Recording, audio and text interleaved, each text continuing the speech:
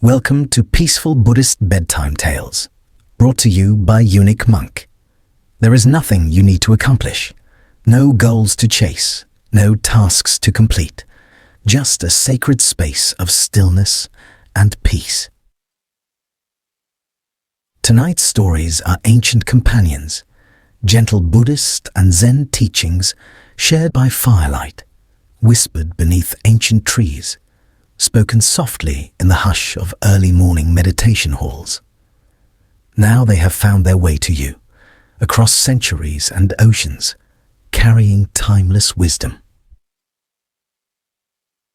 But before we begin this journey together, where are you listening from right now? And what time is it in your corner of the world? I invite you to share that in the comments if you'd like. It reminds us all that even in stillness, even in silence, we're not truly alone. And if these teachings resonate with your soul, please take a moment to hit that like button and subscribe to Unik monk. Your support helps us share these ancient stories with more people seeking peace and wisdom. And please, stay with us until the very end. Each story builds upon the last, leading you deeper into tranquility. Now let these teachings flow gently into your awareness like a quiet stream. You don't need to analyze or remember every detail. Simply receive them, like moonlight reflecting on still water. Take one slow, deep breath in. And as you breathe out completely, let the stories begin to unfold. Story 1. The Gentle Elephant. Here is the first tale. In the heart of the great mountain ranges, where clouds hung low enough to touch and trees grew so tall they seemed to brush the infinite sky, there lived an elephant unlike any other creature. He was enormous, yes, towering and strong beyond measure. But it was not his physical size that set him apart from all others. It was his profound silence, his gentle nature, the way he moved through the ancient forest without disturbing even a single fallen leaf. The other animals of the forest called him Mahadanta, though few ever spoke directly to him. They simply watched in awe from trees, from hidden burrows, from the safety of shadows as he moved like a mountain given breath and motion. He was the enlightened one in a distant past life. And this is the story of his strength not demonstrated in battle or conquest, but revealed through the ultimate sacrifice. Mahadanta lived alone, not from loneliness, but by conscious choice. He did not shun the world around him, but neither did he cling desperately to it. He bathed peacefully in still mountain lakes at sunrise. He ate mindfully from the same fig tree each day, taking only exactly what he needed, never more. When violent storms came sweeping through, he would break strong branches to shelter smaller, frightened creatures. And when conflict stirred among the forest animals, he was the one they instinctively turned to, not for punishment or judgment, but for peace and wisdom. Yet peace, as it often does, invited jealousy from unexpected places. Far from that peaceful forest, deep within a palace carved entirely of stone and wrapped in deliberate silence, a queen sat with profound bitterness growing in her heart like a dark seed. She had once lived freely in that very forest, a doe with soft eyes and a quiet spirit. And long ago, when Mahadanta had ruled over a great elephant herd with wisdom and compassion, she had been among them. She had loved him deeply, completely, without any conditions or expectations. But he had never looked her way with that kind of love, never spoken her name with tenderness, never returned what she had offered so freely from her heart. And so, in her next life, reborn as a powerful queen, She remembered only the wound, the rejection, the pain, and from that wound grew a desire for revenge. She summoned the royal hunter, the most skilled tracker in all the kingdom, and said with cold determination, "In the northern forest, there lives a white-tusked elephant. His hide is pale as mountain snow. His eyes shine like gold. Bring me his magnificent tusks, no matter what the cost may be." The hunter hesitated, having heard tales of this creature. "It is said, Your Majesty, that he is gentle beyond measure, wise beyond understanding." "All the more reason," she said, her voice hardening, "to prove that even the gentle can bleed." And so, armed with blade and bow, the hunter traveled north through dense jungle, through endless rain, through weeks of profound silence, until he finally found the clearing near the ancient fig tree. There stood Mahadanta, completely still, listening deeply to the wind's whispers. The hunter watched carefully from behind the sheltering trees. He waited 3 full days, observing, but the elephant did nothing wrong, nothing harmful. He did not rage, did not attack any creature, did not falter in his gentle nature. Only once did Mahadanta cry out, and that was when he tenderly helped a small bird that had fallen from its nest, carefully placing it back among its siblings. On the 4th morning, as dawn broke golden across the forest, the hunter stepped forward into the clearing. Mahadanta turned slowly, and in that eternal moment, he understood everything. He saw the blade glinting, saw the deep sorrow in the hunter's eyes, saw the karma rising like morning fog through the trees. And yet he did not move to flee or fight. "You have come for my tusks," Mahadanta said with complete calm. The hunter froze in shock. "How did you?" "I remember her," Mahadanta said gently. "She was hurt by my lack of response. She never released that pain, never let it transform into wisdom. The wind stirred softly through the ancient trees. The crystal lake nearby rippled with light." "I will not fight you," Mahadanta said with profound peace. "Take what you came for." The hunter lowered his bow, his hands trembling. "But I cannot kill a being such as you." "Then don't kill," said the elephant with infinite compassion. "I will kneel willingly. You may take the tusks carefully, spare the rest of my form." And slowly, with the immense dignity of one who walks consciously toward pain for a greater purpose, Mahadanta lowered himself gently to the earth. The hunter wept openly as he worked his terrible task, not because it was physically difficult, but because the elephant never once flinched from the pain. When the blade cut deep into living tissue, Mahadanta did not cry out. When the precious ivory came free from his being, he did not recoil in anger. He only said quietly, with his last strength, "May she finally find the peace that has eluded her for so long." The hunter carried those blood-stained tusks back to the distant palace, his heart heavier with each step. And when the queen saw them gleaming before her perfect, wrapped in cloth, darkened with blood, she felt no triumph, no satisfaction, only an overwhelming weight of realization.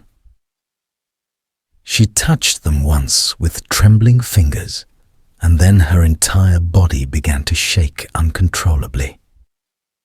For in that transformative moment, her memories returned fully and clearly, not selective memories of rejection, but complete memories of Mahadanta, lifting fallen calves with infinite tenderness, of standing watch while others slept peacefully, of refusing to harm a single creature, even when threatened or attacked. And now, that supremely compassionate being had offered his very body, his very life, for her twisted desire for revenge. She collapsed completely, and in her next life, it is said, she returned to the forest as a healer, not to take from others, but to mend wounds and restore wholeness. The story of Mahadanta spread far beyond that forest's boundaries. Monks carved his image lovingly into cave walls. Children whispered his name when they felt afraid or alone. Not because he had been mighty in battle, but because he proved eternally that true strength is not found in what you strike down, but in what you endure with grace for the sake of others' transformation. Because authentic power needs no roar, no display. It needs no armor or weapons. It needs only pure presence and the profound willingness to give without hatred, even to those who once wished you harm. Story 2. The Serpent and the Teacher. The monsoon rains had finally passed, and the forest paths near the ancient city steamed with quiet, vibrant life. Leaves dripped with silver beads of water. Frogs called out low from shadowed places. And above it all, the mingled scent of wet bark and night-blooming jasmine lingered like breath held too long in meditation. Under a vast canopy of tall teak trees, the awakened teacher sat surrounded by devoted monks and students. They had walked for many days to gather in this sacred place. Some were elderly, most were young, their robes still fresh from recent ordination, their minds still sharp with endless questions. And today the blessed teacher had agreed to speak not of morality alone, nor of meditation techniques, but of something far more subtle and dangerous, the nature of misunderstanding. He began not with pronouncement or lecture, but with profound silence. Then, as the breeze shifted gently through the towering trees, he spoke. "There are those," he said with infinite patience, "who come to the Dharma like a person searching desperately for a venomous serpent." A few monks glanced up with concern. Serpents were no trivial matter in these ancient woods, slender and swift, some deadly beyond measure, others divine messengers. "This seeker," the teacher continued, "is told that a dangerous snake dwells near the roots of a great tree. So he enters the forest to capture it. But he does not learn the proper method. He does not bring a forked stick for safety. He does not wait patiently for the right moment of approach. Instead, he sees sudden movement in the grass and lunges forward with bare, unprepared hands." A few younger monks leaned forward with concern. "What happens to him?" one whispered anxiously. The teacher's gaze passed over them all like gentle moonlight on still water. "He seizes the snake firmly by the tail," the teacher said clearly. A ripple of uncomfortable recognition passed through the assembled listeners. "And the snake," he continued, "naturally twists in his grip and strikes him with its fangs." He paused to let the image settle completely.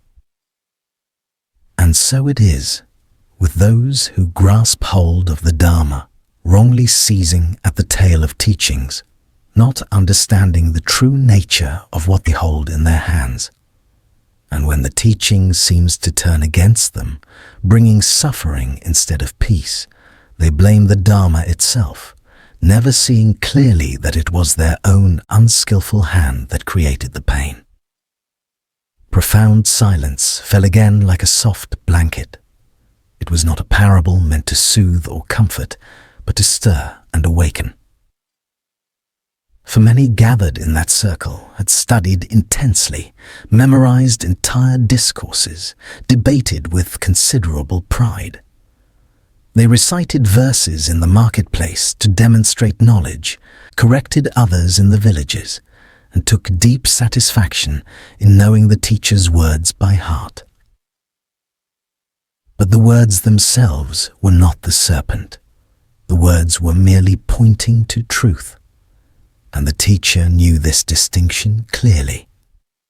A senior monk named Kashyapa bowed his head humbly and asked softly, "Blessed One, how does one hold the Dharma correctly and safely?"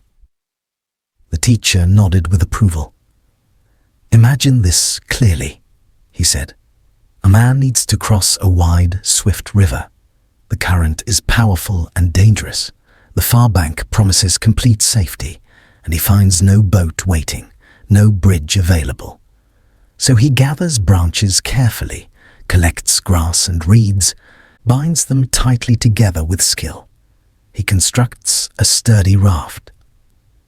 The monks followed the story, some nodding in understanding. With great effort and determination, he crosses the dangerous water successfully, and when he finally reaches the other shore, the shore of safety and peace, does he then carry that heavy raft on his back for the entire rest of his journey? A few smiled at the obvious answer. A few looked uncertain, sensing deeper meaning. "No," said the teacher. "He leaves it behind on shore, grateful for its service, respectful of its purpose, but he does not cling to it beyond its usefulness. He let that powerful image hang in the warm, moist air like temple incense. So too is the Dharma itself," he said. "A raft constructed to help you cross the river of suffering, not a burden to carry forever on your back, not a weapon to strike others who disagree, not a badge to wear for status or recognition." A soft murmur of recognition passed through the assembled monks like wind through leaves. "But some beings," he continued gently, "treat the Dharma exactly as the man who grabs the serpent's tail in ignorance. They take firm hold of specific words, of isolated verses, of rigid rules not to cross the river of suffering, but to shout from the comfortable shore at others still struggling." He turned his palm upward in a gesture of openness. "They proclaim, 'I know the truth, you do not.' They insist, 'This is the only correct way. Yours is completely wrong.' They boast, 'I have read everything. I have memorized perfectly. I have mastered all teachings.'" He paused meaningfully. "But what have they truly understood in their hearts?"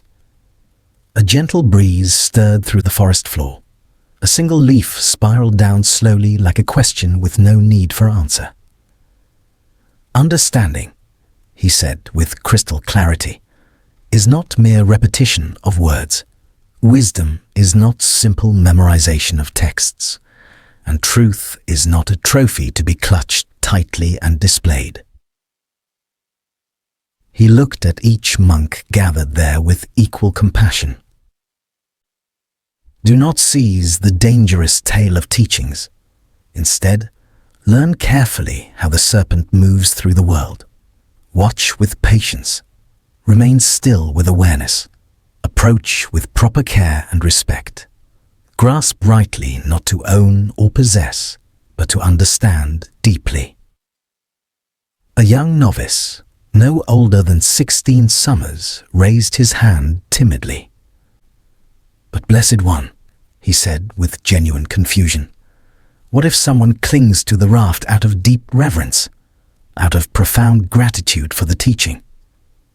The teacher smiled with infinite gentleness. "Reverence for truth is not the same as attachment to form," he said. "Gratitude flows freely, like a river moving toward the ocean. But clinging creates a dam that stops the stream's natural movement." He folded his weathered hands peacefully in his lap. To release something does not mean to forget its value. It means to honor fully its purpose and function, and then to move forward freely when that purpose has been completely fulfilled. Several monks bowed deeply, foreheads touching the earth. Some looked thoughtful and contemplative. Others appeared uneasy, for the teaching had pierced through the pride of many gathered there. Commentary. This ancient teaching reminds us the Dharma is not hard to grasp correctly, but it is remarkably easy to mishandle. When we mistake intellectual knowledge for genuine wisdom, when we use teachings as weapons rather than medicines, when we cling to the raft long after reaching the shore, we have seized the serpent by its tail. The path asks us not to collect more concepts, but to release our grip on all concepts, even concepts about enlightenment itself. For the greatest teaching is not what we hold tightly, but what we allow to move through us freely, transforming us in the process. Story 3. The Elder's Final Smile. He was the most senior monk in the entire monastery. No one quite remembered when Master Jinan had first arrived at this sacred place. He had been residing here before the current abbot took his solemn vows, before the bell tower was carefully constructed, stone by stone, before the bamboo grove behind the meditation kitchen had taken its deep root in the earth. His simple robe showed careful patches at both sleeves, evidence of decades of wear. His back curved gently forward like an ancient reed, bending gracefully with age and wisdom. And his eyes were always smiling softly, peacefully, as if he had witnessed something profoundly beautiful long ago and had never once forgotten it. Master Jinan didn't offer formal teachings in the traditional sense, but every single morning before dawn touched the sky, he lit the ceremonial incense in the main meditation hall. Every afternoon, without fail, he watered the delicate moss growing around the garden stones with mindful attention.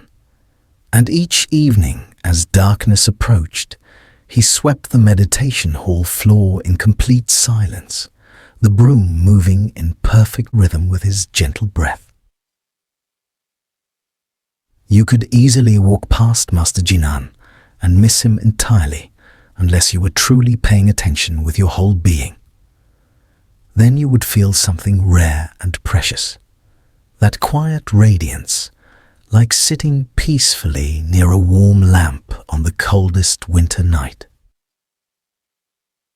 One spring, as blossoms began to open, Master Jinan stopped coming to the morning meditation services.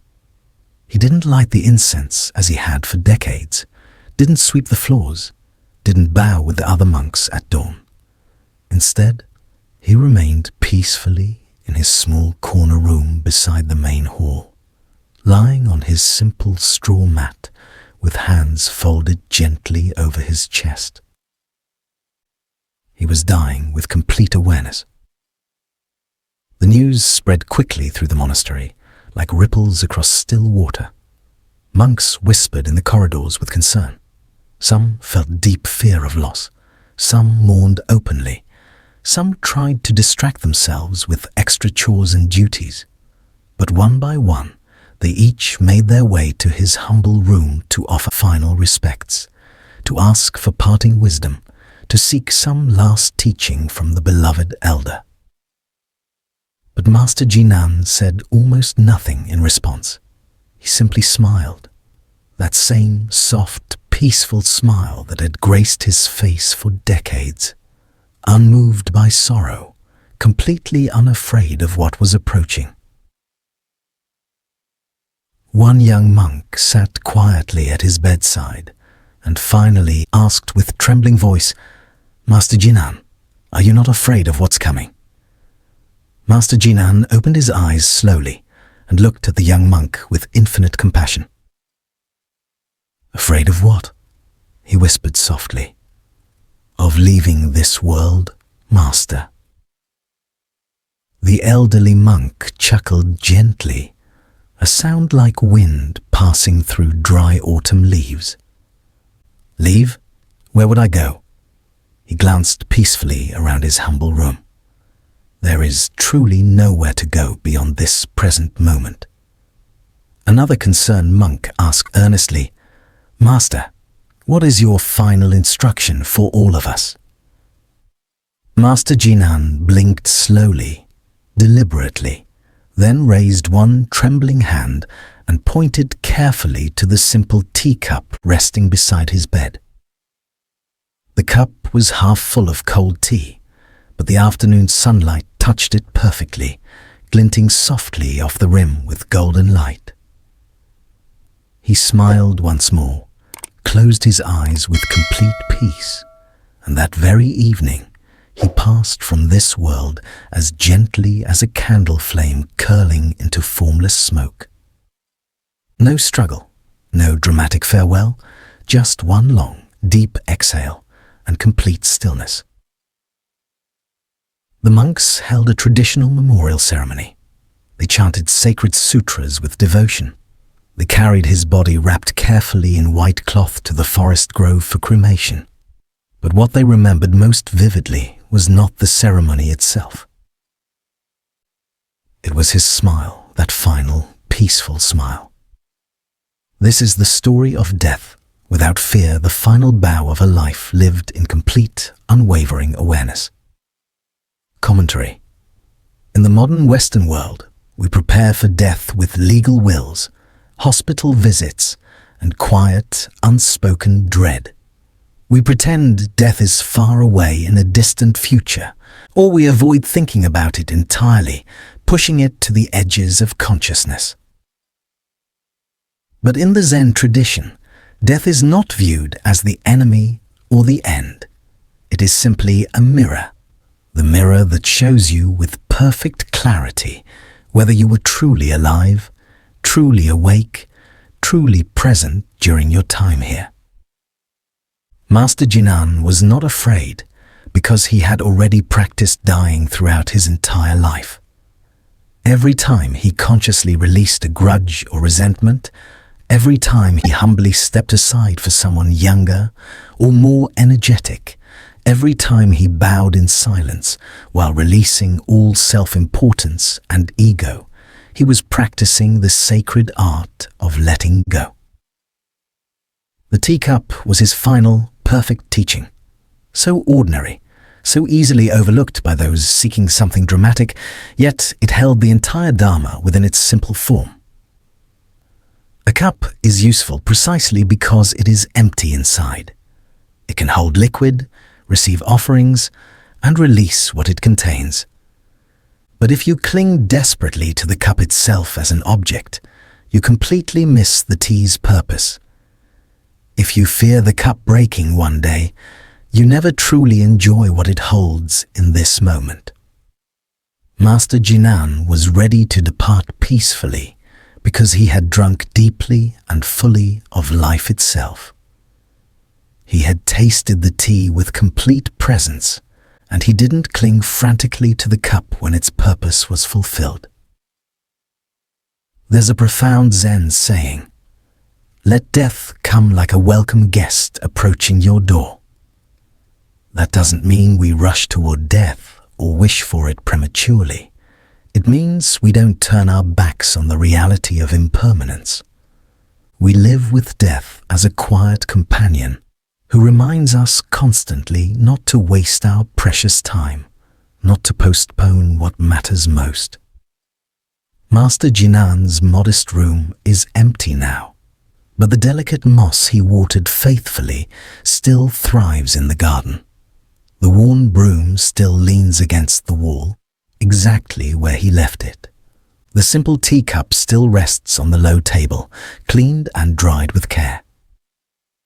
And his peaceful smile lives on eternally in the memory of every monk who sat beside him in those final hours and realized stillness is not defeat or resignation. Stillness is profound trust in the nature of reality itself. You do not need to fear the end of this life. You only need to live in such a way that when death finally comes knocking, you can greet it consciously with a peaceful breath and a gentle smile, just as Master Jinan did.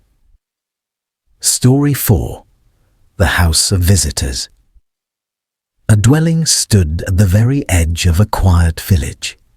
It wasn't grand or impressive. The roof sagged slightly with age. The wooden floorboards sang and creaked with every step. But the door remained always open, welcoming, and those who passed by often found themselves drawn to enter. One morning, a weary traveler knocked hesitantly. His shoulders carried visible weight of worry. His breath came shallow and quick. He clutched his worn bag as if it contained every mistake and regret he'd ever accumulated. The keeper of the house opened the door with a warm, gentle smile. "Please, come inside," she said with genuine welcome. "No judgment exists here. Only tea and a safe space to rest your weary spirit." By the next sunrise, the traveler departed, his burdens somehow lighter. But soon another visitor arrived this time, someone burning with anger, fists clenched tight, jaw locked in tension. The keeper welcomed him equally, showed him to a comfortable chair by the crackling fire, listened patiently as he shouted, wept, and finally fell into exhausted silence. Then she gave him warm, fresh bread, without asking why he carried such pain. They continued to come, these unexpected visitors. Joy danced barefoot through the garden one bright spring afternoon, laughing and radiant. Sorrow followed just days later, moving slowly like grey mist, soaking wet from an unexpected storm. Loneliness appeared in the deepest hours of night, shivering and alone. Hope arrived without warning one dawn, glowing faintly with possibility. Fear sometimes knocked twice on the same day, desperate and confused. Still, the keeper opened the door every single time without hesitation. One peaceful evening, a curious boy from the village asked with innocent wonder, "Why do you let them all inside, even the frightening, scary ones?" The keeper looked at the boy with kind, understanding eyes and said gently, "Because this dwelling is a house of visitors, my child. All emotions are temporary guests.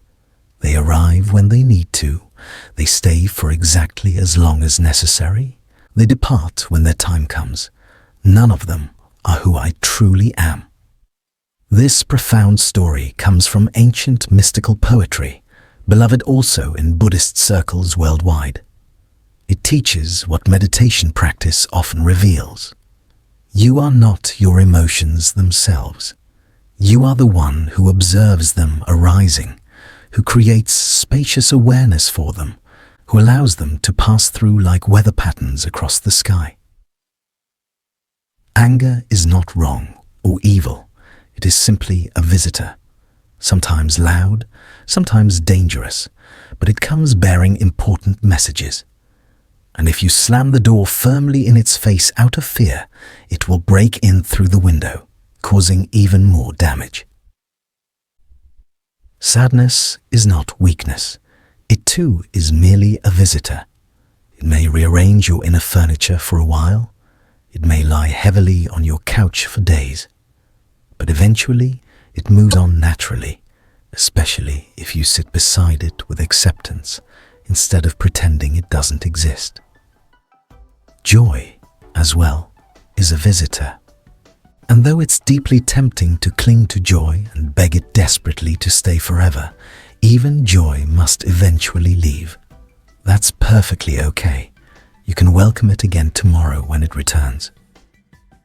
The root problem is not the emotions themselves. The suffering emerges when we mistakenly believe they are permanent states. When we build entire identities around them. I am an anxious person. I am unlovable. I am angry. But you are not these temporary states. You are the house itself, spacious, aware, unchanged. they're just passing visitors. There's a story of a monk who struggled intensely with anxiety. He tried desperately to push it away. He ignored it completely. He meditated for hours trying to silence it through sheer force. Nothing worked at all. Until one transformative day, his teacher said simply, "Stop fighting the visitor. Invite it inside. Serve it tea. Ask with genuine curiosity why it has come." The next time anxiety returned, the monk didn't resist. He noticed his breath tightening, his chest constricting, and he whispered softly, "Welcome, you're here again." He didn't like the experience, but he didn't hate it either. He simply watched it arise, listened to its message, sat with it like a friend, and slowly, gradually, it softened. Eventually, it departed naturally. This is what it means to live as a house of visitors, to offer your presence, your kindness, your non-attachment to whatever arises within you. It doesn't mean you allow the visitors to destroy your house. It means you don't mistake them for permanent residents. You establish healthy boundaries, not rigid walls. You show compassion, not desperate control. You practice presence, not possessive attachment. Sometimes visitors arrive completely unannounced. Sometimes they slam doors. Sometimes they weep in the middle of the night. That's all okay. You breathe. You listen. You stay grounded in the structure of the house. The breath, the body, the awareness that is always home. I hope this is helping you find peace. If you're enjoying these stories, please don't forget to like this video and subscribe to Unik Monk for more wisdom teachings. And stay until the end. We have more profound stories coming. Story 5. The Cloud and the Mountain. There was once a young monk named Tenzin who feared change above all else. He feared the ending of things, the falling of autumn leaves, the fading of youth, the loss of voices he cherished deeply. Every impermanence felt like a theft from his life. Though he studied the teachings with dedication, sat each morning in disciplined meditation, recited the truths of anicca, impermanence, daily, still his heart gripped tightly to what he knew and loved. One day, he sat with his teacher beneath the vast open sky on the monastery grounds. The wind was gentle and warm. The air smelled of dry grass and ancient pine trees. Above them, clouds drifted slowly, massive and white, casting soft shadows across the stones. The teacher pointed upward calmly and said, "Look carefully, Tenzin. What do you see?" The young monk replied simply, "A cloud formation." The teacher nodded once. "Now keep watching patiently." They sat together in profound silence for a long while. Minutes passed like gentle breaths. Then an hour moved by like a slow river. The cloud changed shape gradually before their eyes, then changed again, then thinned visibly, then vanished completely into the blue. The young monk frowned with confusion. "It's gone entirely." The teacher smiled gently. "No, not gone. Only its visible shape has dissolved. Its water is still present in the sky, or falling now as rain somewhere distant, or becoming morning mist. It hasn't ended, only transformed into another form." Tenzin sat in contemplative silence, and something deep inside him softened, like ice meeting spring sun. This is the story of impermanence and the profound truth that beyond all visible change, there exists a space that never breaks or ends. Commentary. We fear change deeply because we identify completely with temporary form. We think, "I am this body. I am this name and identity. I am this role, this relationship, this belief system. And when those things dissolve or transform, we feel ourselves dissolving too. But the awakened teacher taught clearly. All compounded things are impermanent. All forms inevitably change. But emptiness, the spacious awareness, remains forever untouched. Emptiness, sunyata, is not void or nothingness. It is pure spaciousness, the infinite sky that holds all clouds without being affected by them in any way. The nature of mind is exactly like that sky. Thoughts arise like changing weather, bright, stormy, dense, scattered. But the awareness that observes them remains untouched, unshaken, vast like the boundless sky. When you cry deeply, the sky is not wet. When you laugh joyfully, the sky does not echo. And when the sense of self seems to break apart completely, the sky simply witnesses with perfect equanimity.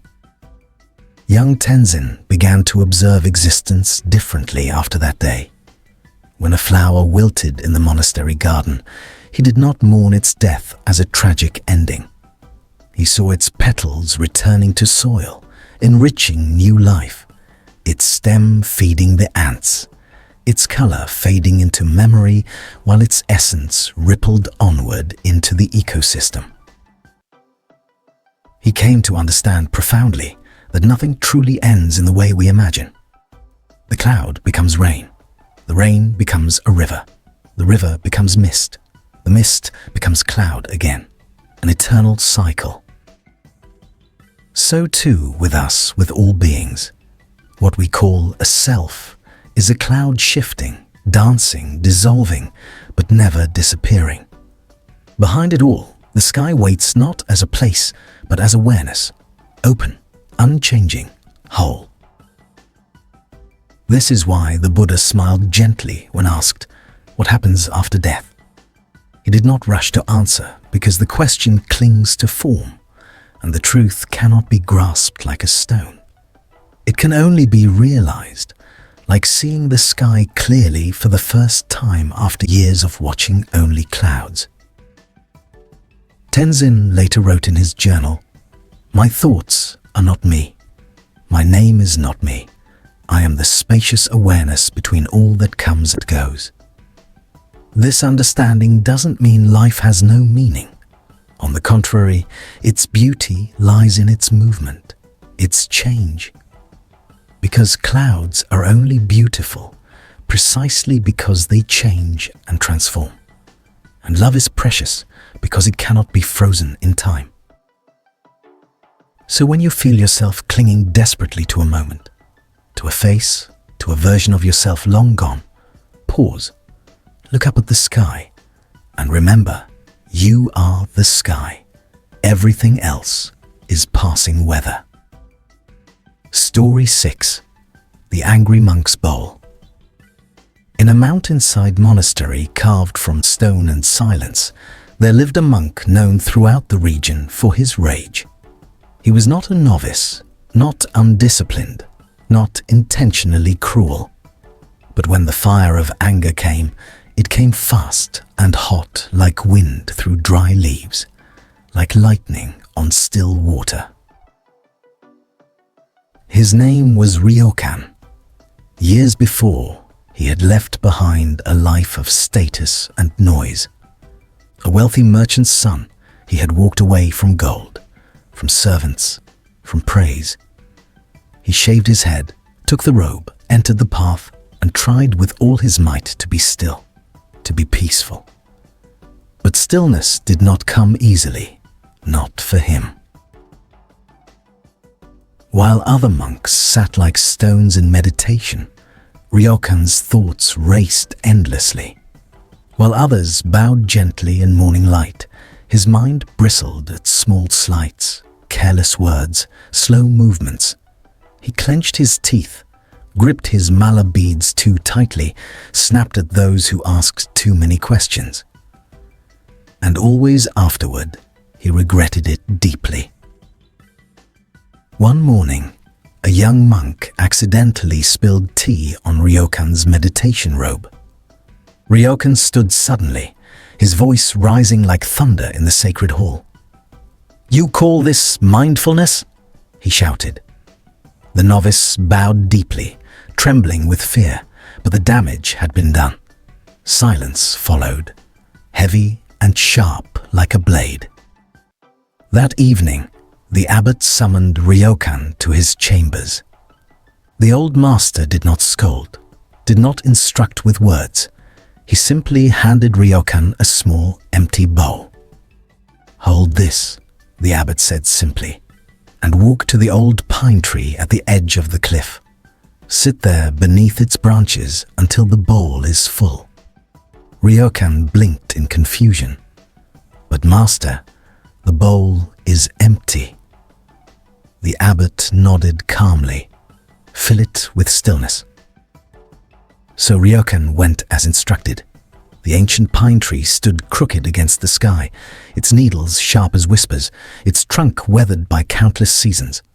Ryokan sat beneath it, bowl in lap, confusion in heart. How could he fill a bowl with something invisible, intangible? Hours passed slowly. Birds called, clouds shifted. His legs ached. Still the bowl remained empty. Still his thoughts churned endlessly. "This is foolish," he muttered to himself. "I should be studying. They're probably laughing at me back at the monastery." The fire of anger stirred again, that old familiar heat.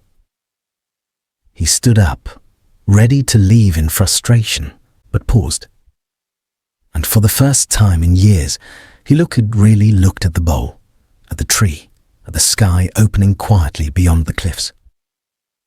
And something softened within him, not a release, but a noticing. His mind was loud and chaotic, and the world was not. He sat again, not to succeed, not to prove anything, but just to be. Days passed, then weeks. Ryokan returned each morning, sometimes with anger, sometimes with peace, sometimes with tears flowing freely, always with the bowl. He began to notice his breath, not control it forcefully, just notice. He began to feel his thoughts not as commands to obey, but as weather passing through. They came, they went. One day, a beetle crawled across the bowl's rim. Ryokan did not flinch, did not swat it away. He watched it with curiosity, felt its tiny weight, its gentle effort, and whispered softly, "Thank you for the teaching." Weeks later, he returned to the abbot's quarters. The bowl was still empty of any physical substance, but his eyes were not. They were clear, soft, still. The abbot smiled knowingly. "Did you bring what I asked for?" Ryokan bowed. "I did not fill the bowl with stillness, master, but I emptied myself of everything else." This is the story of the angry monk and how fire, when met with spacious awareness, becomes warmth instead of destruction. Commentary. Anger is not evil in itself. It is energy. It is fire. And fire can cook nourishing food or burn down temples. The Dharma does not teach suppression of anger. It teaches transformation through awareness. Ryokan did not erase his anger. He sat with it. He saw its roots, fear, pride, expectation, and in seeing it clearly without judgment, he softened naturally. You cannot calm your mind by force. You cannot force a bowl to fill with stillness. You can only stop stirring the water and wait patiently until clarity returns on its own. We all carry bowls, and we all try to fill them with achievement, with reaction, with rightness, with control. But the wisest among us know the real work is emptying, not to lose, but to make space. There's a Zen saying, let go or be dragged. You don't have to destroy your fire. Just give it space. Let it breathe. Let it teach you what stillness really means. And remember, stillness does not mean absence of movement. It means absence of resistance, like a tree that sways in the wind but does not break, like a bowl that reflects the sky because it doesn't try to capture it. Let your bowl be empty, and in that emptiness, find peace. Story 7. The Feather and the Wind. One morning, as the temple bell echoed over the hills in waves of sound, a feather drifted across the gravel path, soft, white, weightless. It twisted in the breeze, rising, falling, then gliding gently down near the feet of an old monk named Kensho. He stopped mid-step, not because the feather blocked his way, but because he had learned over decades that even the smallest interruption might carry a profound lesson. He bent down carefully, lifted it with 2 gentle fingers, and held it up to the morning light. It was a simple thing, delicate, almost nothing in weight, and yet it had traveled from some distant bird, perhaps one flying over the valley, or shaken loose in a morning bath. It had no wings of its own, no voice, no will. Yet here it was, resting, present, carried by forces beyond itself. That day, during afternoon tea, Master Kensho spoke to the novices gathered. He placed the feather on the center of the wooden table. "Is this feather free?" he asked simply. The youngest novice tilted his head. "It floats on the wind, so yes, it must be free." Another frowned thoughtfully. "But it goes wherever the wind takes it. That's not freedom, that's powerlessness." A third sipped her tea quietly and said nothing at all. Master Kensho smiled gently. "All 3 of you are correct," he said, "depending on how you define freedom." He continued, "Most people think freedom means control to choose, to decide, to resist what moves us. But look," he gestured toward the open window where curtains danced. "The feather has no resistance, no plan, and yet it dances beautifully." The novices leaned in with interest. He pointed toward the sky. If the wind blew north, it went north. If the wind changed direction, so did the feather. But never once did it say, "I have failed." It never judged its path. There was a thoughtful pause. One novice finally asked, "Then what is the lesson we should take from this, Master?" Master Kensho replied softly, "There are times to steer your boat and times to yield to the current. True freedom is not always found in the direction you travel, but in the way you ride the currents of life." Later that week, the temple cat fell ill with a mysterious sickness.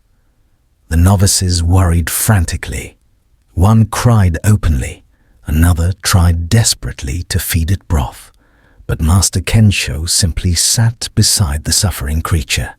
He offered no solutions, no prayers, only pure presence. When the cat passed from this world, Master Kensho gathered the novices. He did not speak of death directly, only of the wind. "You cannot hold the wind in your hands," he said gently, "but you can feel its path against your face. And when it carries something away, you do not curse the air. You bow to its rhythm." The novices returned to their chores, softer now, quieter, less frantic in their attempts to fix what could not be fixed. One afternoon, as a storm gathered on the horizon, a gust swept through the open courtyard. A lone feather rose from the steps, twirled in the air, and vanished over the garden wall. Master Kensho saw it, smiled peacefully, and whispered, "Carried yet free." There's a saying in Chan Buddhism, "The bird leaves no tracks in the sky, the wind leaves no footprints in the grass." The feather like the awakened mind, is most graceful when it stops fighting where it's going. It simply goes, present and aware, trusting the wind. Story 8. The Silent Pilgrim. There was once a pilgrim who traveled alone through the vast countryside. He never spoke a word, not to the monks he passed, not to the villagers who offered him shelter, not even when invited to tea by the monastery abbot himself. He simply bowed with hands pressed together and walked and bowed again. They called him the Silent Wanderer. He had no belongings except a small cloth bag and thick wooden sandals worn smooth from years on the road. His face was weathered by wind and sun, his back slightly bent, not from age but from reverence, because every third step he took, he stopped, placed his palms together, and bowed deeply to the earth. Step, step, bow. Step, step, bow. He traveled like this for hundreds of miles, through rice paddies and dusty plains, through mountain passes and crowded city streets, through cold rain, harsh sun, and falling snow. He never begged, never asked, never preached, only bowed. When he reached the gates of a remote temple, high in the mist-covered hills, a young monk ran inside to announce breathlessly, "The pilgrim has come." Curious, the monks gathered. Some stood with folded arms. Others watched from the stone steps. One scoffed, "What is this? Some kind of performance?" Another whispered, "Surely he must be seeking merit or praise." But the abbot only smiled knowingly. "Wait, watch." The pilgrim reached the stone path before the temple gate. Step, step, bow. His palms touched the gravel. His forehead met the earth. He rose slowly and continued. All morning he bowed up the path. By noon he had reached the inner courtyard. The air was silent, except for the soft crunch of gravel and the long breath between bows. Step, step, bow. By evening he reached the base of the temple steps. He did not climb them. Instead, he bowed once more deeply, then turned and began his journey down the mountain. Step, step, bow. The monks were stunned. He never entered. He never asked to stay. He came all this way just to bow. The abbot nodded with deep respect, and in bowing, he entered more deeply than any of us. This is the story of wordless devotion of practice not performed for others, but lived in the marrow of each step. Commentary. In the modern world, we often think wisdom must be spoken, that truth arrives in grand lectures, eloquent teachings, powerful arguments, but sometimes the greatest teachings are completely silent.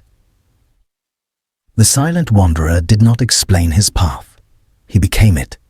With each bow, he gave himself to the moment, to humility, to gratitude, to presence.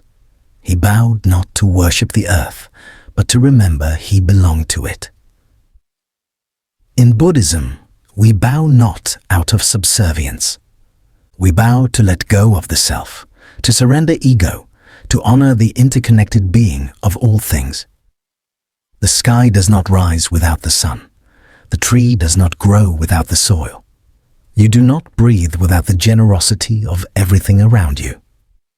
To bow is to remember that truth. The pilgrim didn't need a teacher to tell him this. Every grain of dust was his teacher, every blister his scripture, every bow a verse in the sutra of the path. He asked for nothing, judged no one, corrected no teachings. He gave only his body, his time, his breath. That was his offering. That was his sermon. One monk, deeply moved, asked the abbot later, "Should I walk like that? Bow like that?" The abbot said, "Not unless your heart is already bowing. It's not about copying the form, it's about sincerity. Some bow with their bodies and judge with their minds. Others bow with their actions and remain upright inside. But true bowing begins within. It is a quiet crumbling of pride, a surrender of the need to be seen. There is a Zen phrase, "The great way is not difficult for those who have no preferences." The silent wanderer had no preference for praise or obscurity, for arrival or delay. His goal was not the temple. His goal was the bow itself. Step, step, bow. Again and again until there was no one left doing it. Only the gesture, only the giving, only the way. Wherever you are, whoever you are, you can bow too. Not just with your body, but with how you listen, with how you wait, how you serve, how you show up for the dust on the floor or the silence in a friend's eyes. To bow is to soften, to slow, to remember what matters. And sometimes to say everything without a single word. We're halfway through this journey. If these stories are touching your heart, please hit that like button and make sure you're subscribed to Unik Monk. More profound teachings are coming. Stay with us. Story 9. The Burning Mandala. They worked for 7 days without rest. 4 monks bent over low tables, hands steady, breath slow and measured. Grain by grain, they placed colored sand onto a wide wooden platform, creating a mandala of breathtaking beauty. Circles inside circles, lotus petals unfolding, Buddhas seated in calm symmetry, tiny bridges crossing into sacred realms of infinite detail. It was more than art, it was a world, and they built it, knowing fully it would not last. Villagers came to watch in amazement. Children gasped with wonder. Old men wept. Even travelers paused on their way to market, drawn in by the silence, the precision, the colors blooming under careful fingers. Each night, the monks covered the mandala with a soft cloth. Each morning, they returned to their posture like time itself had been paused, not one grain out of place, not one breath wasted. On the 8th day, the abbot arrived. He walked around the mandala in silence, once, twice. Then he bowed deeply and said only 4 words, "It is time now." One of the monks picked up a long white feather. He reached toward the center of the mandala and drew a single line through it. The design fractured instantly. A second stroke, then a third. The patterns dissolved. The colors blurred. What had taken a week to build unraveled in minutes, like a dream returning to mist. Some onlookers gasped in shock. Others cried, but the monks only bowed. Then they gathered the mixed sand into a simple clay bowl. They walked together to the river. With a small prayer, they tipped the bowl and the sand returned to water. Color to flow, form to formlessness. Gone. This is the story of letting go of beauty, not owned, of effort not clung to, of creation not possessed. Commentary. The sand mandala is one of the clearest teachings in Mahayana Buddhism, not because of how it looks, but because of what happens after completion. In the West, we celebrate permanence. We build to last. We frame art. We publish books. We try desperately to leave a legacy. But in Buddhism, there is no permanence, only appearance, only change, only flow. The monks poured their hearts into the mandala. Their care, their breath, their presence. They built it not despite its impermanence, but because of it. They knew it would vanish, and they still gave everything. That is love without grasping, effort without ego, joy without needing to possess. The act of destroying the mandala is not cruelty. It is compassion, a reminder. Everything we cling to will one day dissolve. Beauty, youth, achievement, even memory. We can either mourn this endlessly or bow to it. There is a phrase in the Diamond Sutra. All conditioned things are like a dream, a phantom, a bubble, a shadow, like dew or a flash of lightning. Thus we shall view them. It doesn't mean nothing matters. It means everything matters more deeply when you know its passing nature. You love your child's laughter more when you know they won't be 5 forever. You savor tea more when it's the last cup from the pot. You forgive faster when you realize tomorrow isn't promised. One woman who watched the mandala's destruction approached the abbot in tears. "All that work," she said, "and now it's gone." The abbot bowed. "That is why it was precious," he replied. "When we cling, we suffer. When we release, we flow." This doesn't mean becoming detached or cold. It means seeing clearly and trusting what passes. Life is not meant to be grasped.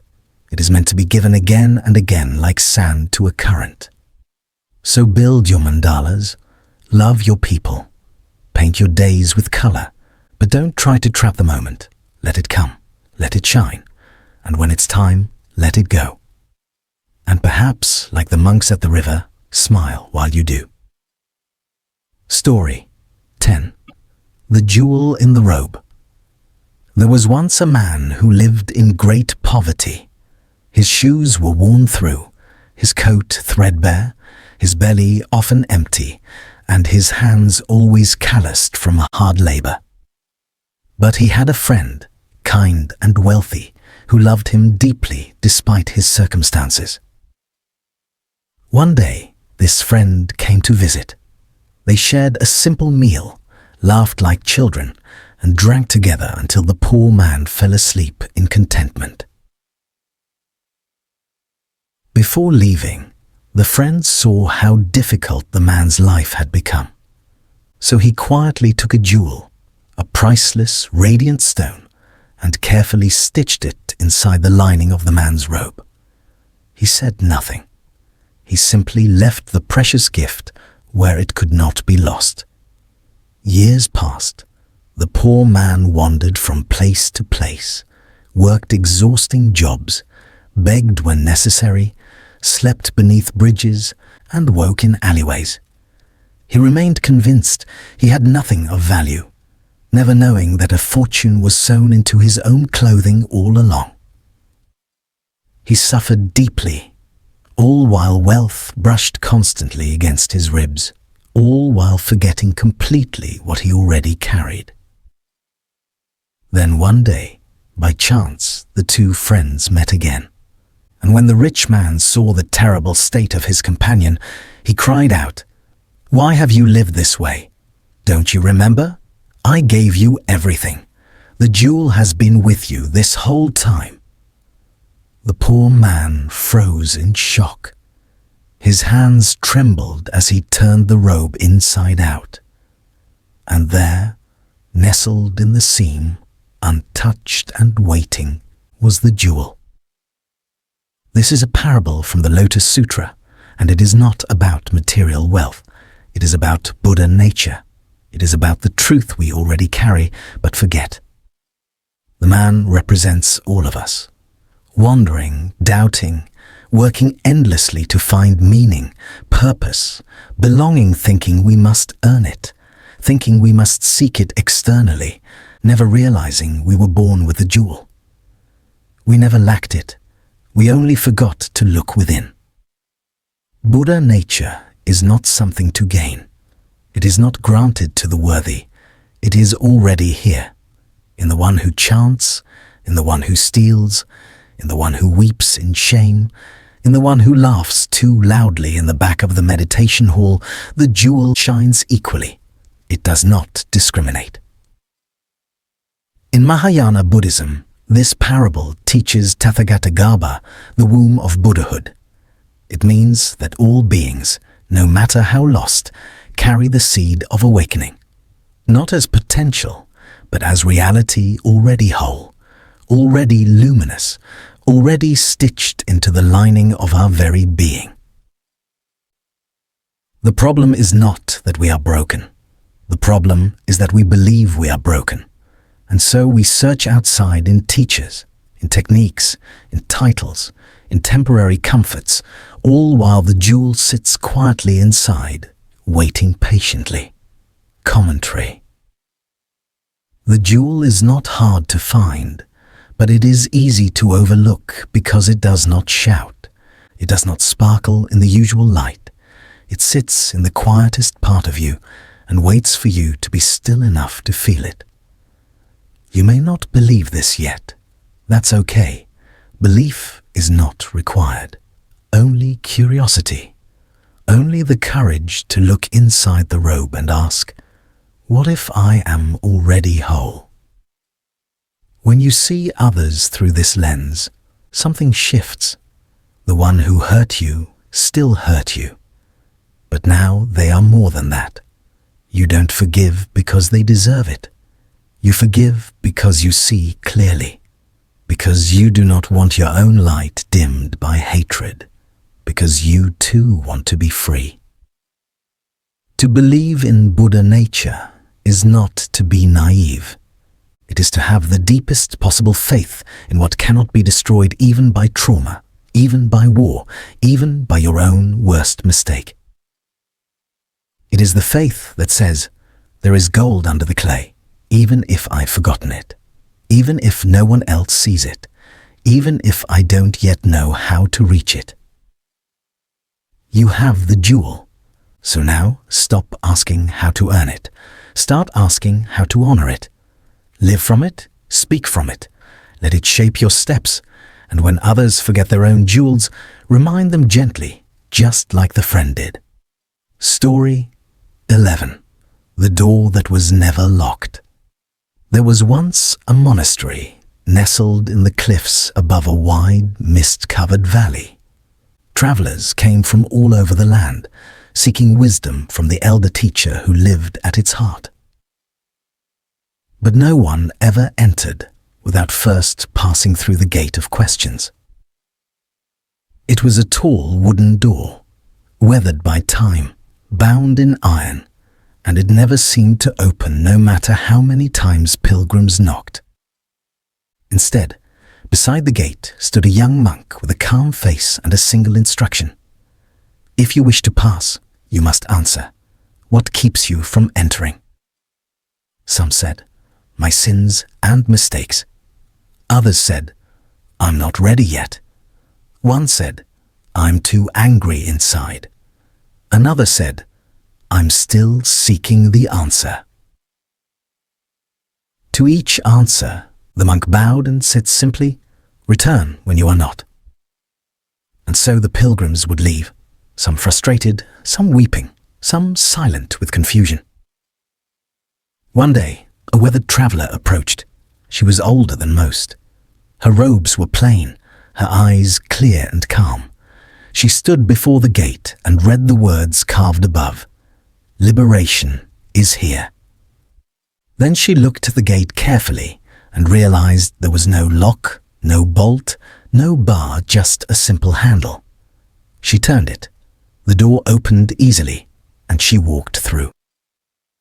The monk beside the gate only smiled, because the lesson had never been in the answer. It had been in the assumption. This is the story of liberation, not as something earned, but as something already available once illusion falls away. Commentary. Most of us believe the door is locked, that we must be perfect first, clean first, worthy first, empty of anger or sadness or self-doubt before we can enter. But the Dharma does not wait for your perfection. It waits for your presence. The Buddha did not say you must transcend before you begin. He said, see clearly, and in seeing, freedom unfolds. The gate of questions was never locked, but the mind said it was because it clings to a self-image that believes, I am not there yet. I am not enough. I am still broken. But brokenness too is part of the path, and sometimes it is the crack that lets the light through. Liberation is not far. It is not elsewhere. It is not earned. It is the moment you stop demanding anything at the moment and simply turn the handle. The traveler who opened the gate was not special. She had simply grown tired of pretending the barrier was real. She saw the door for what it was, just a door, and walked forward. So if you find yourself waiting for permission, waiting for a sign, waiting to be good enough to begin, ask, what if the door was never locked? What if I only needed to reach for it? And if your hand trembles, that's all right. Just turn the handle. The Dharma is not waiting behind it. The Dharma is the act of reaching. Story 12. The final teaching. The road to Kushinaga was quiet. Not silent, never that, but filled with the hush of a world preparing to let go. Leaves rustled without wind. Birds called, but softly, like they too were watching.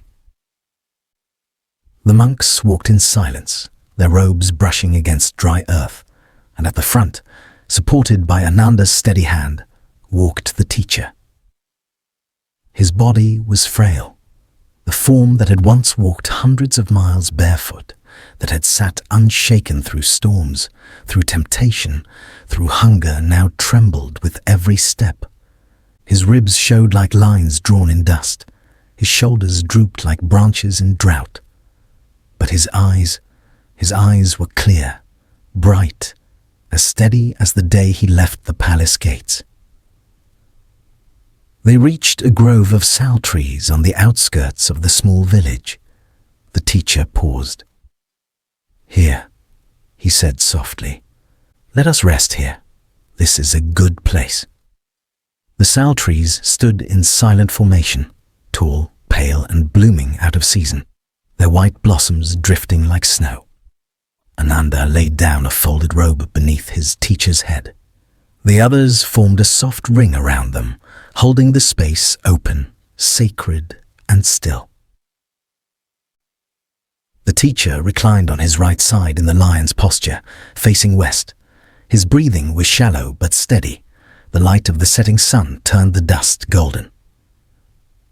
It is time, he said. The body is like a worn cart held together by straps and will. It has served its purpose. Let it be.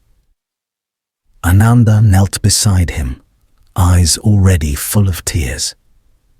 You always said not to cling, he whispered, but I don't know how not to.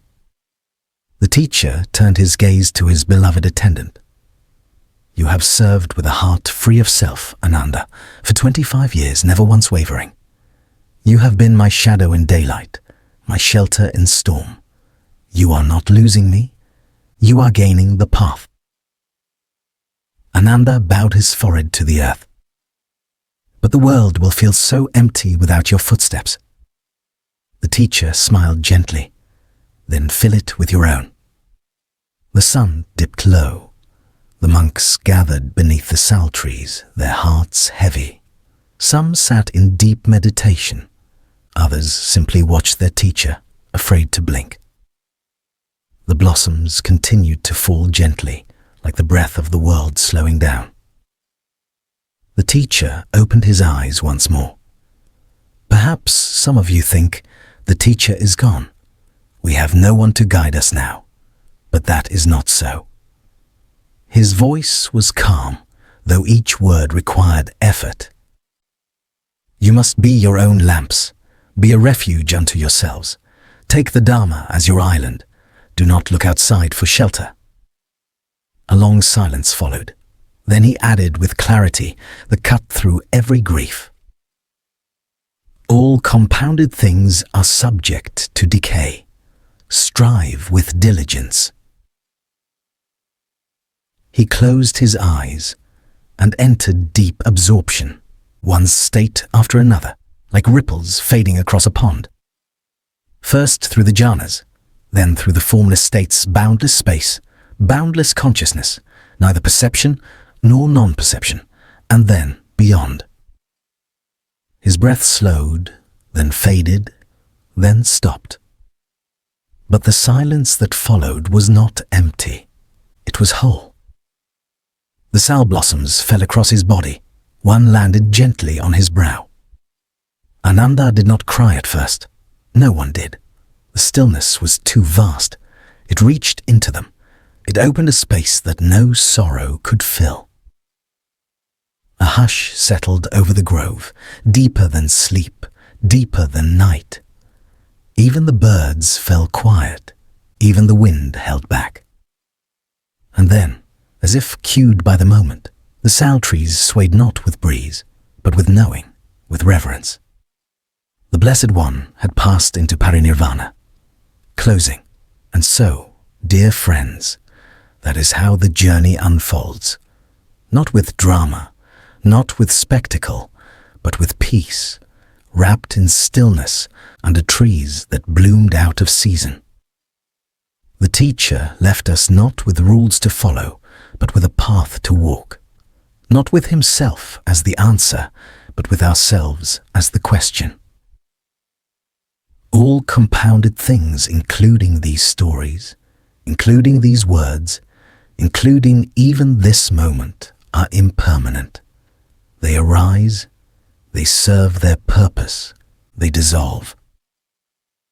But the awareness that hears them, the presence that receives them, the Buddha nature that shines within you, that remains untouched, whole, waiting for you to remember. If these stories have touched your heart tonight, please like this video and subscribe to Unik Monk so we can continue sharing these ancient teachings. And most importantly, share this with someone who needs peace tonight. May you rest deeply. May you wake gently. May you walk your path with awareness. Until we meet again in the stillness, breathe deeply, trust fully, and remember, you already have everything you're seeking.